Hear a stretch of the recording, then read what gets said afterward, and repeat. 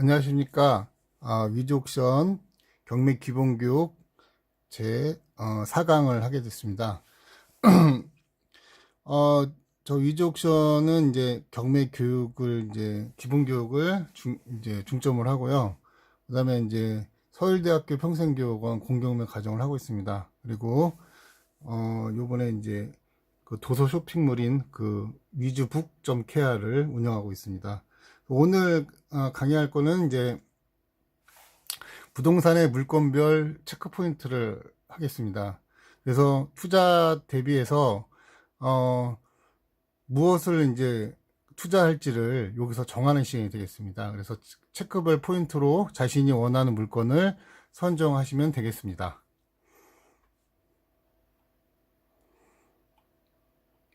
먼저 강의에 들어가기 전에 저 카페를 말씀드리겠습니다. 이 카페가 이제 그 요번에 만들었거든요. 그래서 이제 카페는 이제 네이버 카페로 만들었고요. 그 다음에 그 카페.네이버.com 슬래시하고 로우ST 하시면 이제 그 카페에 들어갑니다. 그래서 신선해 놨고, 그다음 질문사항 있으시면 이 카페에서 문의하시면 많은 정보와 또 많은 그 대답을 해드리겠습니다.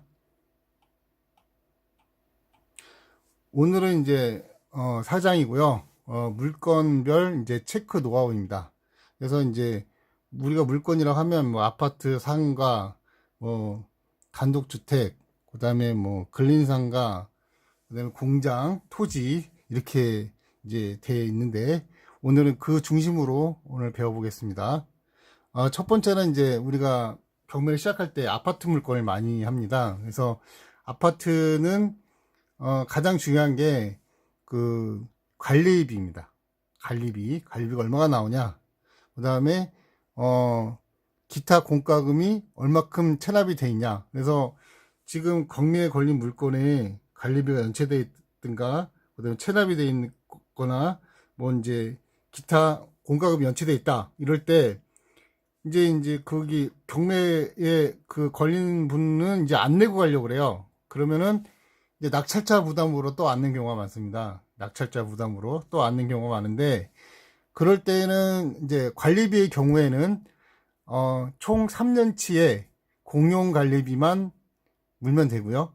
그 다음에 공과금인 경우에는 뭐 안 내려고 하시더라도 그분이 이제 현재 날짜에 그 퇴거하는 날짜에 뭐 전기세, 그 다음에 수도세, 그 다음에 기타 뭐 인터넷 요금 이런 거는 이제 개인으로 부과되어 있으면 개인으로 하시고, 그 다음에 아파트 관리비에 포함되어 있으시면 원래는 거기 점유자가 내시는 게 맞는데, 이제 관리사무소는 이제 일을 편하게 하려고 좀 누가 내든 간에 욱신각신하면은 또 이게 안 이루어지거든요. 그래서 이사비 합의를 보실 때 반드시 요거는 짚고 넘어가셔야 됩니다. 그래서 요 관계 부담 누가 할지, 그리고 만약에 이제 그 밀린 금액이 얼마 안 됐을 경우에는 빨리 이렇게 그 합의를 보시고 하시는 안 돼. 만약에 상당히 많은 공과금이 나왔다 했을 때에는 좀 협의가 필요합니다. 이런 경우에는 이제 공용관리비를 이제 그 법적으로 공용관리비만 승계하고 나머지 기타 공과금 개인이 하시는 거는 개인이 물도록 이렇게 되어 있습니다. 그 법률 관계를 잘 유심히 체크해야 될 필요가 있습니다. 그 다음에 이제 아파트의 관리 상태입니다. 아파트가 이제 대부분 아파트는 깨끗하라고 생각을 하는데, 오래된 아파트일수록 또 연수가 오래될수록 또 이게 뭐 장판이라든가 벽지라든가, 그다음에 창문이 깨져 있다든가, 수도가 뭐 파열되어 있다든가, 아니면은 뭐 변기가 깨질 수가 있어요. 그런 걸 꼼꼼히 확인을 해 보셔야 됩니다. 그래서 점유자하고 만나서 합의를 하실 때에는 그런 거를 꼼꼼히 보셔야 돼요. 화장실 문도 열어보고, 그 다음에 그 유리창 깨진 데 있나 보고, 장판이 얼마큼 뜯어졌는지, 벽지 상태, 곰팡이가 있는지 없는지, 그 다음에 균열이 가 있는지, 이런 관리 상태를 꼭 확인하셔야 됩니다.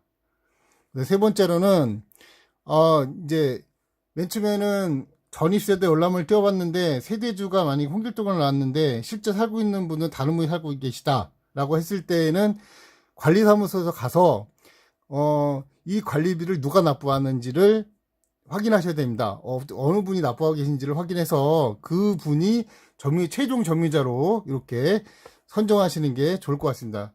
또 하나는 뭐냐면, 부동산 인도명령 신청 시에는 거기에 있는 모든 점유자를 다 하시는 게 좋아요. 근데 원래는 법률적으로는 세대주 한 분만 하시면은 전부 다 이제 명도가 가능한데, 또 보시면 이런 게 있어요. 예를 들어서 뭐 동생이 같이 점유를 한다든가, 또 아니면은 친척이 같이 살고 있다든가, 아니면 시골에서 뭐 사촌 동생이 살고 있다, 이렇게 좀 가족과 아닌 사람하고 살게 될 수가 있거든요. 그렇게 같이 하게 되면 그럴 때에는 점유자를 다 특정을 해서 전부 다 인도명령을 하시는 게 좋겠습니다. 그 다음에 이제 그 네 번째는 인근 공인중개사업소에 가실 때에는 꼭 이 물건을 말씀하시면 안 됩니다. 그러니까 낙찰받은 물건을 말씀하지 마시고 그 옆에 호스나 위에 호스를 말씀하셔서 그 시세를 꼭 확인해 보십시오. 비슷한 평수 옆에 거를. 왜 그러냐면은 나갔을 때의 그 경매에 걸린 물건은 좀 명확하게 답을 안 줄 수가 있거든요. 그래서 그 옆에 거나 위에 거나 아래 거를 물어보시고 거기에 시세를 하시는 게 좋고, 그 다음에 중개업소를 3곳 이상 방문하는 게 뭐냐면 이제 평균을 내기 위해서입니다. 평균을 내서 이 정도의 보편적인 가격, 그러니까 예를 들어서 이제 시세, 그다음에 임대 시세를 보편적으로 내기 위해서 3곳 이상 하는 것이고요. 그 다음에 중요한 것은 그거 있죠. 만약에 이제 A라는 부동산을 갔는데, 만약에 그 어느 아파트가 6억이라고 말을 했어요. 근데 B 부동산을 갔는데 갔더니 5억 8천. 근데 C라는 부동산에 갔는데 5억 5천. 이렇게 3곳이 다 다르게 나올 수가 있습니다. 이럴 때에는 본인이 판단하셔야 됩니다. 그래서 5억 5천에서 최저가 5억 5천에 최고가 6억이면 그 사이로 해서 정하시는 게 낫고, 그 다음에 무조건 최고가를 볼 것이냐, 무조건 최하가를 볼 것이냐, 이런 거는 없어요. 근데 그 물건이 만약에 그 위치가 좋고, 만약에 이제 예를 들어서 교통이 편리하거나 인기가 많은 아파트일 경우에는 6억 이상도 팔리는 경우가 있습니다, 요즘에는. 그래서 실질적인 투자를 했을 때, 내가 만약에 이거를 만약 투자를 했을 때 2, 3년 후에 가격이 오르겠다, 그런 판단도 하셔야 됩니다. 그래서 꼭 6억이다, 5억 5천이다, 5억 8천이다, 이게 중요한 게 아니라 미래의 아파트의 가격이 상승이 가능하냐, 아니면 그대로 유지할 것이냐, 보합세를 할 것이냐, 아니면 떨어질 것이냐, 이거를 잘 판단하셔야 됩니다. 이거를. 그래서 주로 이제 제일 많이 생각하는 게 뭐냐면 역세권 아파트입니다. 여기서 얼마큼 떨어져 있냐. 그러니까 전철역, 그다음에 지하철역, 그다음에 뭐 그 중요한 아주 그 시설이 있을 경우에 얼마큼 떨어져 있느냐가 중요합니다. 이게 중요하고, 그다음에 5번째로 뭐냐면 주차 시설, 그다음에 교통, 그다음에 학교 편의 시설이 있느냐, 그다음에 일조권. 그러니까 예를 들어서 아파트가 있는데 아파트가 이제 저층의 아파트예요. 근데 너무 낮아갖고 햇빛이 안 든다. 이럴 때는 좀 문제가 됩니다. 그러니까 이제 고층 아파트로 하시고, 그 다음에 단지가 이루어진 아파트로 하시고, 나홀로 아파트는 조금 투자를 좀 이렇게 하실 때에는 신중하게 검토를 하셔서 하시고, 나홀로 아파트 같은 경우에는 은행 대출도 좀 고심하게 생각을 하셔야 됩니다. 그리고 제일 중요한 건 뭐냐면 주차 시설입니다. 교통도 편리해야 되지만 그 주차 대수가 각 아파트당 얼마큼 나오느냐, 이게 가장 중요하니까요. 그것도 잘 확인해서 하셔야 되고요.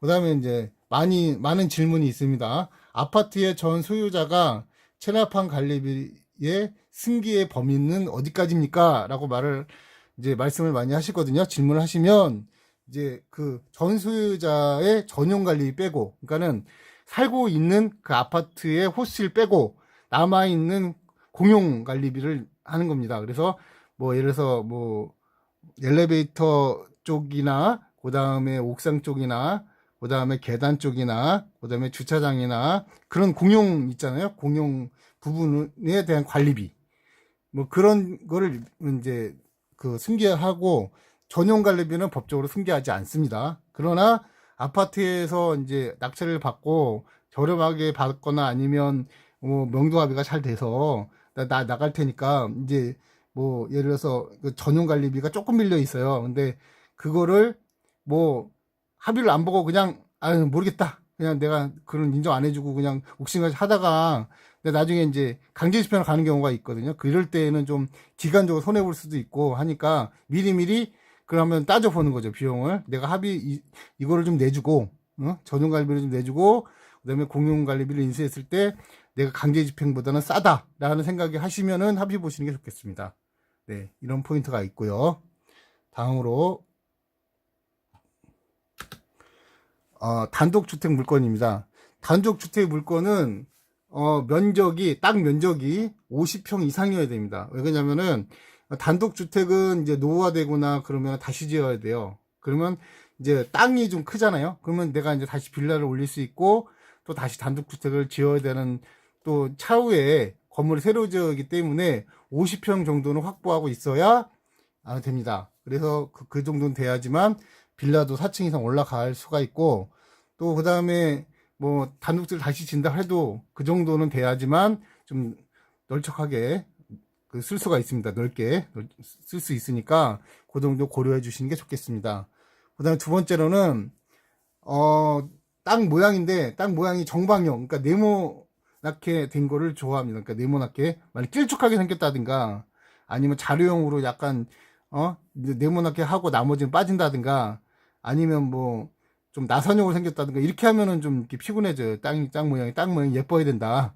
네모나게 해야 된다. 그래야 좀 시세가 올라간다는 것이고요. 세 번째로는 도로 상태가 중요합니다. 그래서 그 단독주택은 도로를 껴있느냐 아니면 남의 도로를 이용해서 들어가느냐 아니면 맹지냐 이런 거에 따라서 가격이 많이 차이 납니다. 그래서 도로에 접해 있으면 좋은 거고 도로가 없고 맹지다 남의 땅을 이용해서 그 단독주택을 들어간다 이럴 때에는 상당히 많이 가격이 떨어집니다. 그래서 그런 것들은 좀 조심을 하셔야 되고 그 다음에 그럴 때에는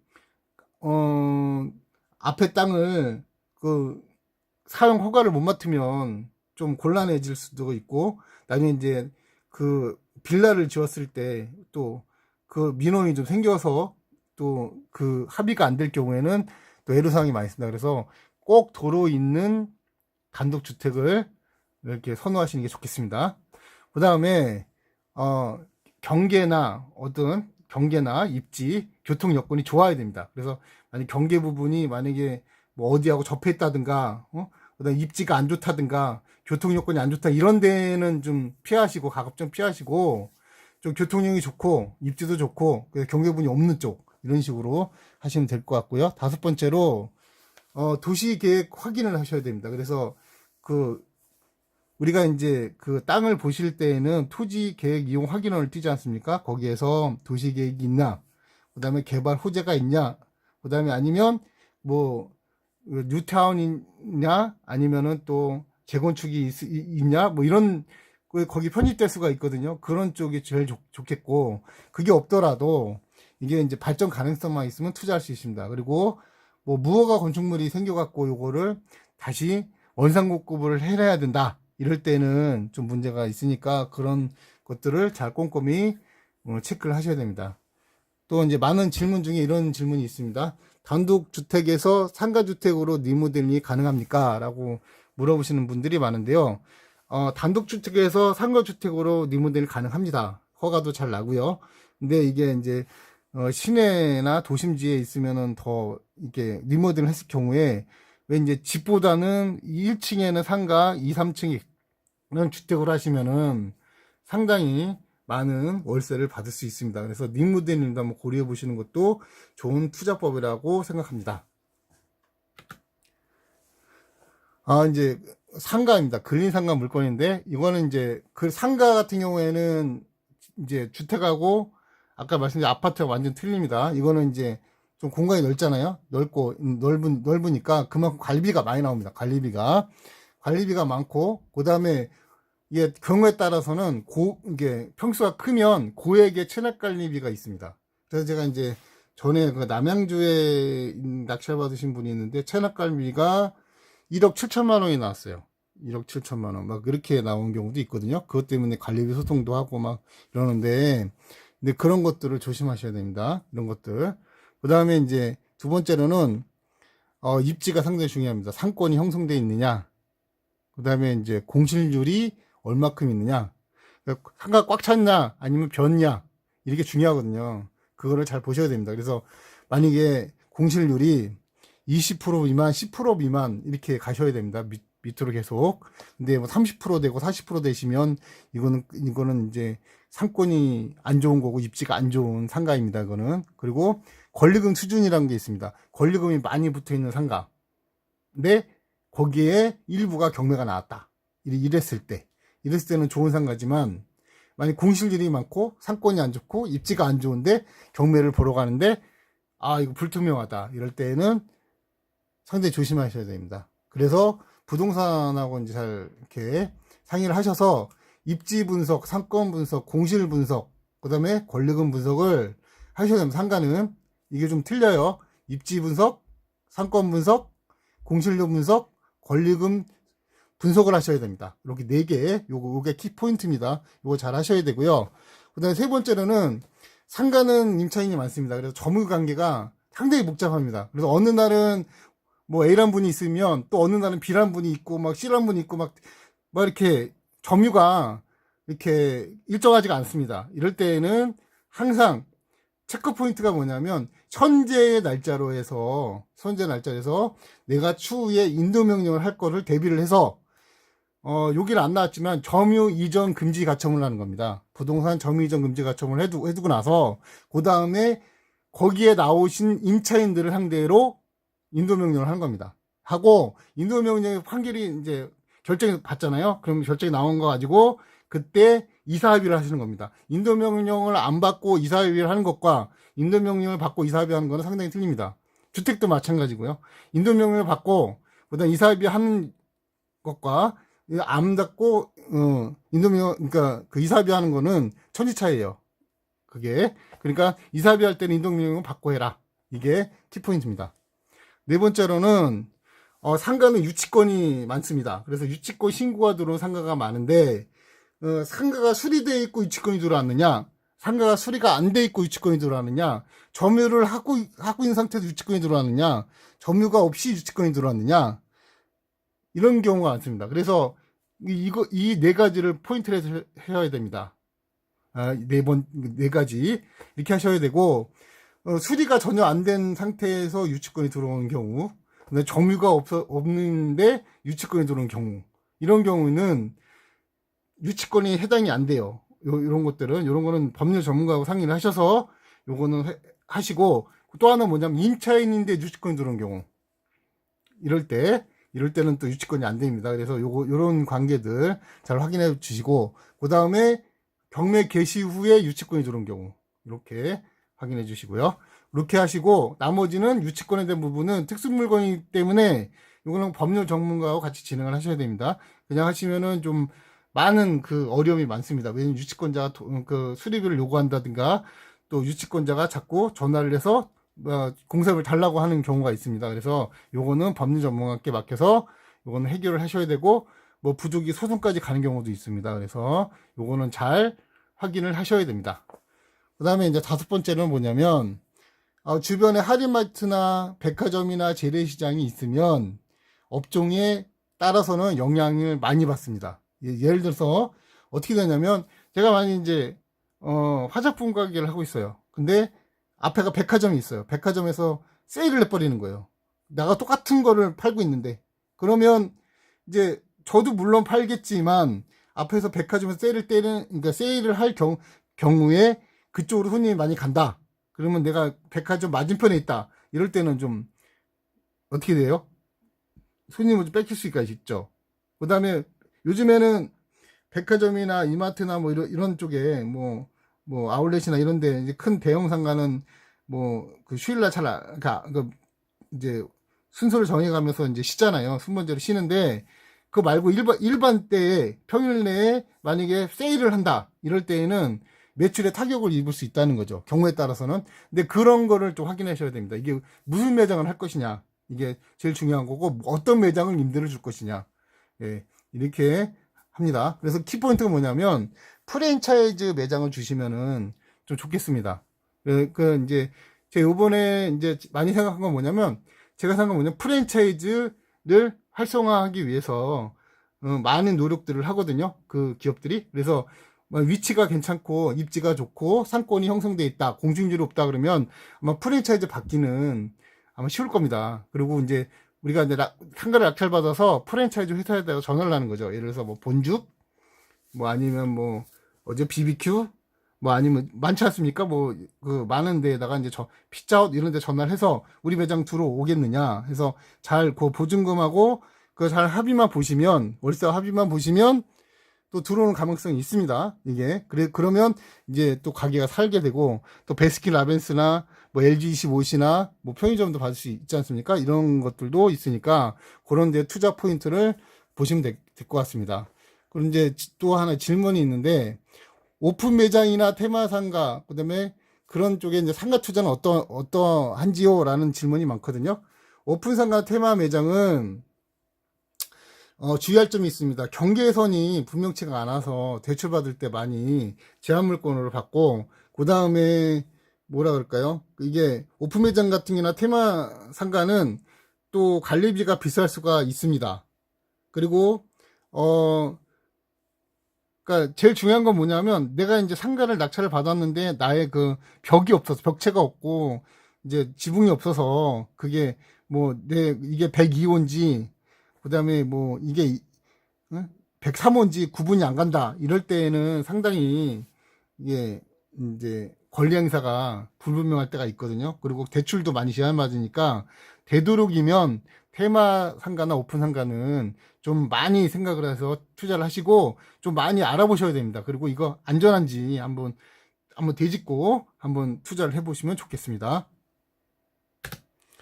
그 다음에 이제 그 공장 건물입니다. 공장은 이제 앞에서 본 바와 같이 좀 어렵습니다. 조금 이게 좀 까다롭고, 왜냐면 안 해보신 분들은 좀 이거는 좀 이렇게 숙련이 된 다음에 투자하는 게 좋을 것 같습니다.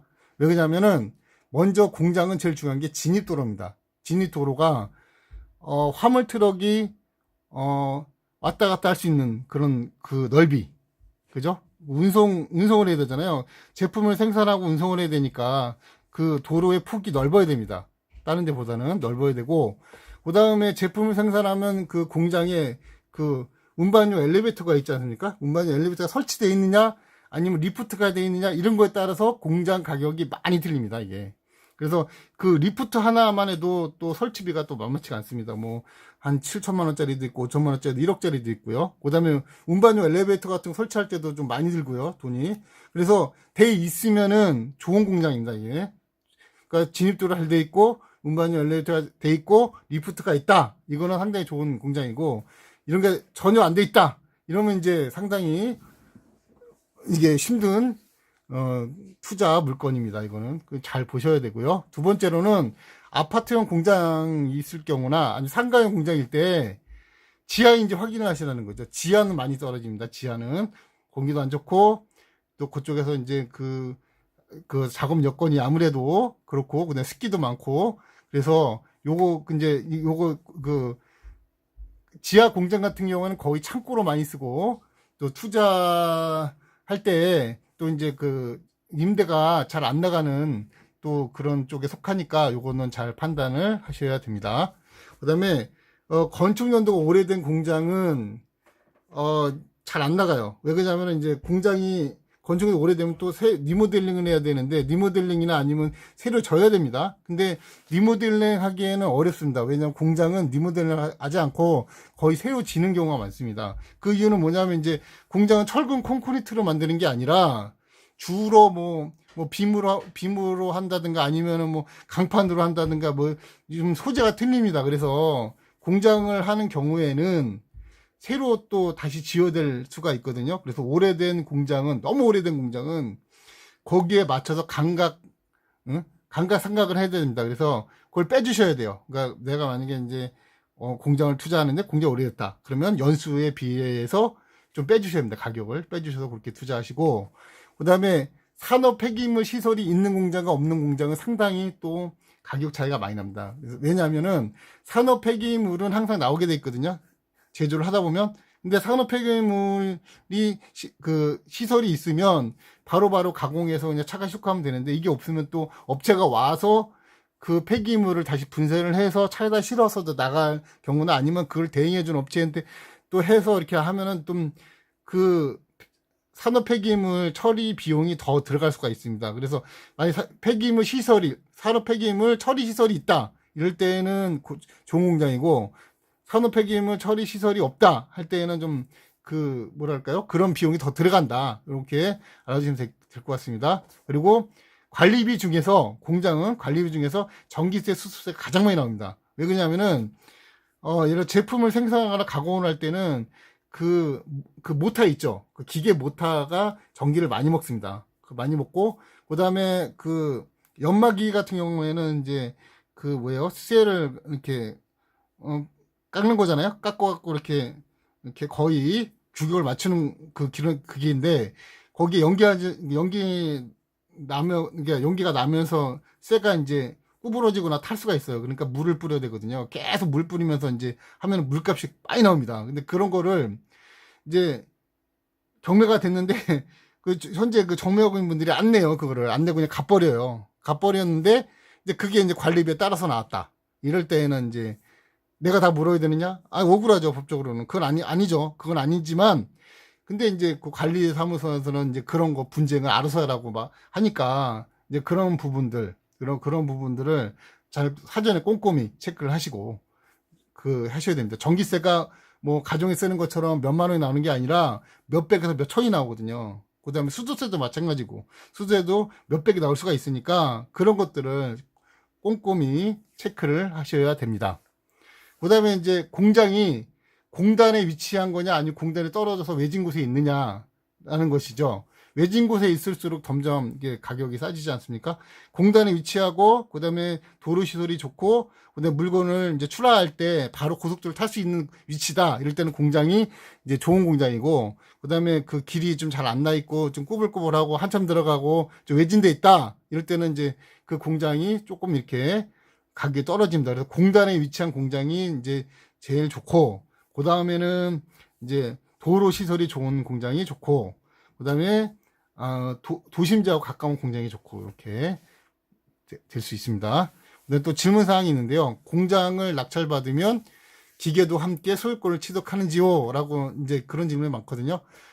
공장은 공장저당법에 의해서 공장을 낙찰받고, 공장 건물과 공장 토지와 그 다음에 기계가 근저당에 포함이 돼 있으면 같이 취득을 하는 겁니다. 근데 공장 안에 기계가 있는데, 거기 안에 만약에 이제 그 공장 저당에 안 들어가 있는 물건이 따로가 존재할 수가 있습니다. 이런 경우에는 상당히 분쟁이 많습니다.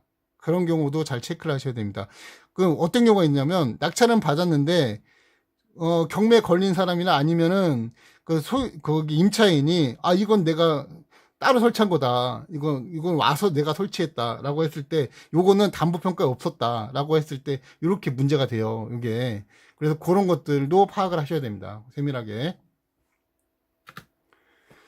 또 하나 뭐냐면 이제 농지입니다. 요번엔 농지 임야 체크 포인트인데요. 첫 번째로는 도로가 있는 농지를 하셔야 됩니다. 농지나 임야는 도로가 꼭 있어야 됩니다.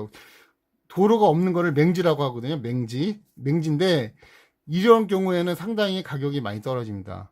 이럴 때에는 도로 개설 여부가 가능한지 구청에다 확인해 보거나, 아니면 군청에다 확인해 보거나 했을 때, 도로 개설 여부가 된다 했을 때는 투자하시고, 맹지이다 하실 때는 감안하셔서 투자를 해야 됩니다. 왜냐하면 그 맹지일 때는 남의 땅을 이용해서 가기 때문에, 그럴 때에는 이제 가격이 이제 많이 안 쳐줘요. 그러면은 이제 내가 만약에 이제 남한테 이거 낙찰을 받고, 경매 낙찰을 받고 남한테 팔 때에도 또 거기에서 이제 이익이 남아야 되는데, 이게 사는 사람도 꺼린다는 거죠. 그래서 그런 거를 잘 파악을 하시라는 거고요. 두 번째는 그러니까 농지와 임야는 주변 마을과의 거리가 중요합니다. 거리가 가까울수록 좋고, 거리가 멀리 떨어져 있고 산꼭대기거나 아니면 언덕이거나 구릉질 때는 상당히 가격이 떨어집니다. 그래서 그런 것들을 주의해서 보셔야 되고요.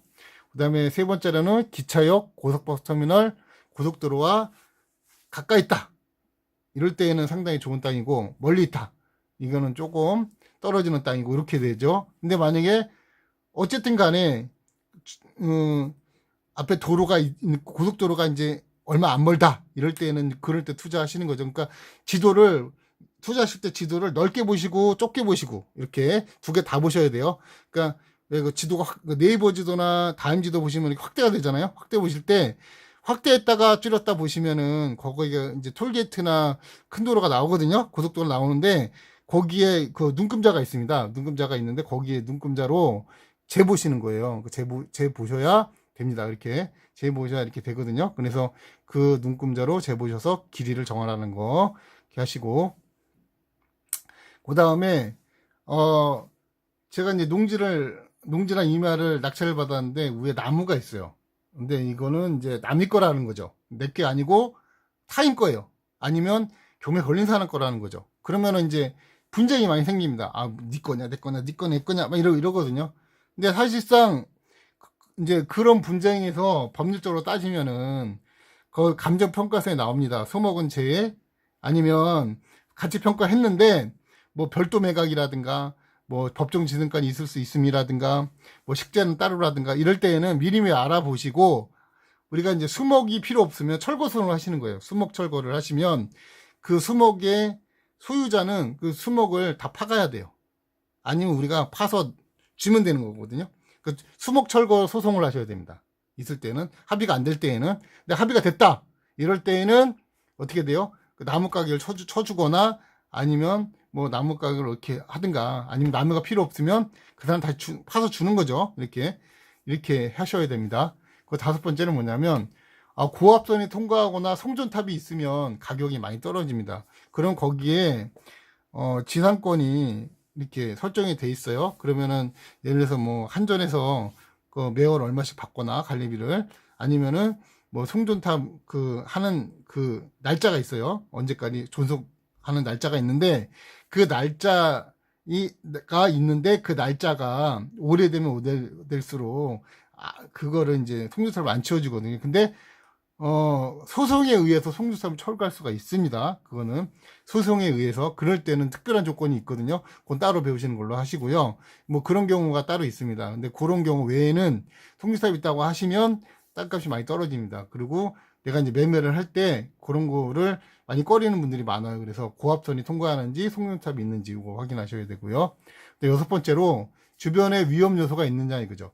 그래서 내가 이제 농지나 임야를 낙찰을 받았는데 옆에 사육장이 있어요. 근데 맨날 총소리 안 하는 거야. 탁탁탁. 근데 이제 겁이 나잖아요. 그러면 이제 안 팔릴 수가 있다는 거죠. 근데 이제 저수지가 위에 있단 말이에요. 바로 밑에 땅을 샀어요. 저수지가 터질 것 같아. 아니, 그럴 리는 없죠. 저수지가 터질 거는 없죠. 하지만 저수지가 있다.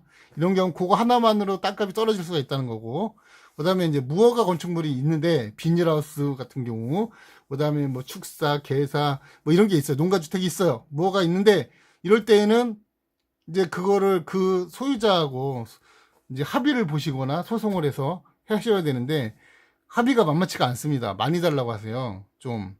그래서 좀 그거에 대해서 미리미리 알아보시고 그 땅에 그 위에 지적도와 그 다음에 이제 그 도면을 가지고 가셔서 딱 보시면 이제 건물이 있잖아요. 뭐 건물 있으면 그 건물 주인을 찾아보시고 그 다음에 이제 합의를 얘기하시고, 내가 여기 낙찰을 받아야 되는데 차후에 낙찰을 받으면 뭐 제가 이렇게 어떻게 해드릴게요 라든가 뭐 이런 걸로 하면 됩니다. 그리고 여기 밑에는 안 나왔지만 하나 더 해드릴게요. 일곱 번째로 이제 분묘지기권입니다. 남의 산소가 있다. 이럴 때에는 또 상당히 힘들어집니다. 왜냐하면 이제 그분들이 이제 그 제사를 지내기 위해서 제 땅을 계속 빈번히 왔다 갔다 해요. 이렇게 그 분묘지기권이 성립이 된다 했을 때에는 그 땅을 못 쓰게 되거든요. 그래서 그런 산소가 또 몇 개 있냐에 따라서 땅값이 또 떨어지니까 그런 것들 잘 보셔야 됩니다. 그래서 분묘가 설치가 됐는데 그 다음에 분묘지기권이 성립이 되느냐 아니면 안 되느냐 이런 것들은 또 별도로 나중에 공부하시면 될 것 같고요. 지금 시간에는 그거 있는 정도 확인하는 걸로 하겠습니다. 그다음에 이제 질문 사항이 있는데요. 그린벨트가 지정된 토지를 투자해도 되는지요? 이렇게 물어보는 분이 많거든요. 그린벨트가 있는 토지는 투자하면 안 됩니다. 기본적으로. 하지만 그린벨트가 해제 가능성이 있거나 해제한다는 약속이 있을 때, 뭐 해제한다는 계획이 있을 때에는 투자도 되죠. 근데 그냥 기본적인 거에서는 투자하면 안 됩니다. 그린벨트는 투자하면 안 되고, 그냥 그린벨트를 갖고 계셨다가 싼 값에 갖고 계셨다가 언제 풀리겠지 하는 건 몰라도 지금 당장은 안 된다. 이렇게 보시면 되겠습니다. 오늘은 이제 총 여러 가지의 총 몇 가지죠? 이제 총 5가지인가요? 6가지인가요? 하나, 둘, 셋, 넷, 다섯, 5가지군요. 5가지를 보셨는데, 요게 지금 보시면 이제 물건들이 쭉 있어요. 근데, 본인이, 내가 이거는, 난 아파트만 한번 도전해보겠다. 처음에. 이렇게 마음이 땡길 수가 있거든요. 그거 하시면 돼요. 근데 내가 아파트는 물건을 땡기는데, 단독주택이 싸게 나왔어요. 이걸 투자하시면 안 된다는 거죠. 네, 이거 하시면 안 돼요. 그냥 이거는 공부를 해서 하셔야 됩니다. 내가 단독주택을 살아서 잘 알고 있는데 갑자기 상가를 하신다는 거죠. 상가를 투자를 하면은 또 이러면 안 돼요. 내가 상가를 갖고 있는데 갑자기 공장을 한다. 이래도 안 되는 거예요. 근데 이런 건 되죠. 내가 상가를 갖고 있는데 만약에 몇 층이 이제 5층이 공장이다. 이럴 때는 하셔도 되죠. 내가 상가를 갖고 있어 봤는데, 여기는 내가 아는 상가인데 공장을 하고 있더라. 이럴 때는 해도 되는데, 전혀 다르게, 예를 들어서, 임접지역이 아니라, 외진데 공장이 있는데, 나 상가를 갖고 있는데 공장을 이렇게 투자하시거나 이러시면 안 됩니다. 왜 안 되냐면 공부를 하시고 하시라는 거죠. 투자를 해도 공부를 하셔야 돼요. 공부. 권리 분석, 물건 분석, 그 다음에 뭐죠? 명도 처리. 이 3개를 꼭 하셔야 됩니다. 그 다음에 이제 농지 같은 경우는 굉장히 어려워요. 농지가. 왜냐면 이제 이건 규제가 많기 때문에 그죠? 규제. 이걸 농지나 임야를 하실 때에는 뭐가 필요하다? 토지 이용 계획 확인원을 보시고 용도와 투자가 맞아야 된다는 거죠. 용도와 투자가 안 맞으면 절대 투자하시면 안 됩니다. 손해를 많이 보실 수가 있습니다. 그래서 농지와 임야를 투자하실 때에는 장기적인 안목에서 투자를 하시고, 아파트를 하신 경우에는 상당히 비쌉니다. 이거는 또 오히려 투자를 하시면은 이득이 안 남을 수가 있어요. 이것도 지금 상태에서는 예를 들어서 제가 6억짜리 6억에 산 거는 아무 의미가 없거든요. 그거는 경매를 한다고 생각을 하면 안 되잖아요. 그죠? 어떻게 싸게 사야 되잖아요. 그러면은 이렇게 하는 거죠. 6억짜리인데 내가 아까도 얘기했죠. A라는 부동산은 6억, B라는 부동산은 5억 8천, 그 다음에 C라는 부동산은 5억 5천이면 저는 얼마에 사야 되겠어요? 5억 8천에 사야 되겠죠. 왜냐면 경매라는 의미가 싸게 살기 위해서 하는 거거든요. 그래서 우리는 5억 8천에 투자해서 5억 8천에 낙찰을 받을 노력을 해야지 6억짜리를 6억에 산다든가 6억짜리를 6억 5천에 산다든가 이렇게 하시면 안 됩니다. 이거는 투자 방법이 아닙니다. 그래서 오늘 여기까지 하고 마치겠습니다. 그리고 질문 사항이나 궁금한 사항이 있으시면 아까 말씀드린 것처럼 여기 위즈옥션 카페가 있거든요. 카페.네이버.com /하고로 ST 이렇게 들어오시면 되거든요. 이렇게 출력하시면 이제 됩니다. 이렇게 하시면 나와요. 그러면은 이제 제가 거기다 질문사항을 올려주시면 제가 열심히 답변을 해 드리겠습니다. 그리고 또 하나는 뭐냐면 이제 원래는 많은 분들이 카페를 하시는 게 뭐냐면 이제 회원 중심제로 하시기 때문에 여기 보시면 이제 메뉴들이 많잖아요. 메뉴들이 많으니까 이 메뉴에 이제 해당하는 거 있잖아요. 경매 상담, 명도 상담, 교육 상담 있고, 유치권 판례, 법정지상권, 그 다음에 경매 절차라든가, 민사소송 서식이라 이런 것들을 제가 이제 많이 놓을 거예요. 놓고, 그 다음에 상담 오시는 건 여기다 기입하시면 되고, 그 다음에 이제 경매별 스타디 있잖아요. 아파트, 빌라, 상가, 토지, 이렇게 해서 제가 올려놓을 거고요. 그 다음에 이제 각종 커뮤니티 있잖아요. 커뮤니티를 해서 정말 교환하시는 거예요. 근데 유튜브는 이렇게 강의는 좋은데 이렇게 질문을 하기가 어렵잖아요. 그러니까 거기 게시판 달기가 좀 어려우니까 여기 이렇게 위즈옥션 카페에 많이 이용하시길 부탁드리겠습니다. 감사합니다. 감사합니다. 이만 강의를 마치겠습니다.